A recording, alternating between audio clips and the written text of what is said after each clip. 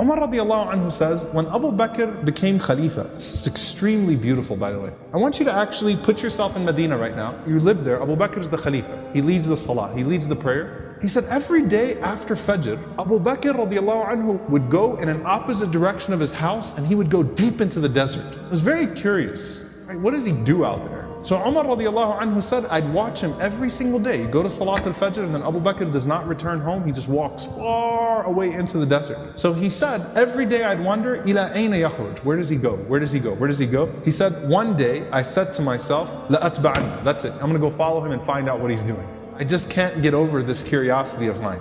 So Umar radiallahu anhu said, I kept the pace from him to where he was at the end of my eyesight, meaning I walked just as far away to where I could still see him. And then he said, I saw him go into this beat up old house. So Umar radiallahu anhu said, I quickly went and I hid behind.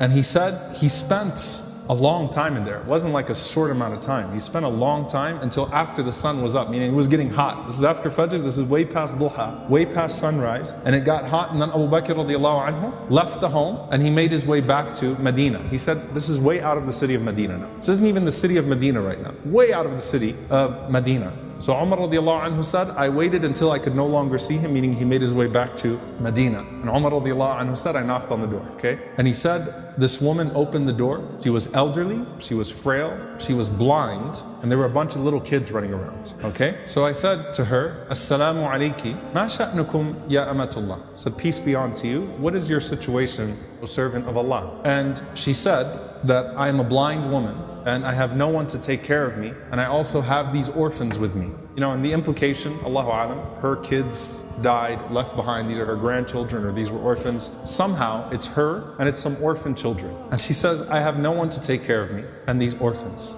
Umar radiallahu anhu said, who is that visitor that comes to you every single day? The answer, she says, I don't know who he is. La yuthkar li ismuhu abada. He never once shared his name with me.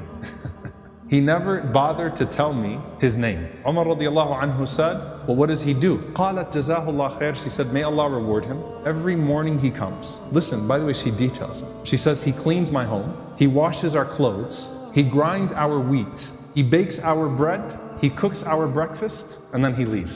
Subhanallah. Think about that. If this was the only narration we had about Abu Bakr, it's incredible.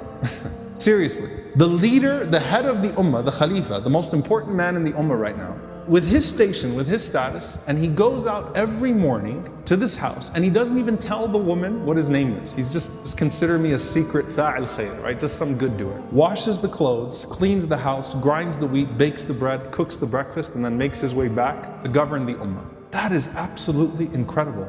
Umar radiallahu ta'ala anhu says, every single day, like, is this really what he does every single day? She said, every day, may Allah bless him. Umar radiallahu anhu said, do you pay him anything? She said, nothing. Umar radiallahu ta'ala anhu started to cry, and he said, أَتَعَبْتَ الْخُلَفَاءَ بَعْدَكَ يَا أَبَا بَكْرِ. You have exhausted every successor of yours, O Abu Bakr. You've exhausted us. Anyone that comes after you is exhausted. Because this is a standard that is impossible for us to meet. A gem here, by the way, very important. Can you imagine how many deeds of Abu Bakr that history has never recorded? You know, the books of the fada'il, the virtues of Abu Bakr, the things that he used to do. Can you imagine how many of those secrets he actually managed to hide? And why did he not think of himself too good to still do that thing? And by the way, a lesson for all of us. If you're someone who does some khair that everyone knows about, you better have some khair that only Allah knows about. Right? You better have some khair that only Allah subhanahu wa ta'ala knows about. And let it be an involved khair too. Okay? An involved form of good. Not just a secret charity, but this is something that has a spiritual reminder and effect on him too, right? Going and visiting this elderly woman and her orphans every single day and doing those things.